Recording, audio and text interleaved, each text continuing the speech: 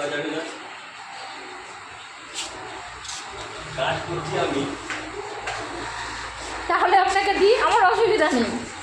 না দরকার নেই, আর আমার কোনো জায়গায় অসুবিধা নেই, হ্যাঁ না, আমার কোনো জায়গায় কোনো অসুবিধা নেই।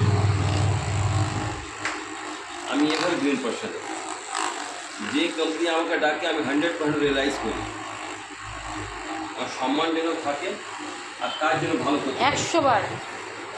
আর কাজ যেন আমি মন দিয়ে কাজ যেন করতে পারি, এই হলো কথা।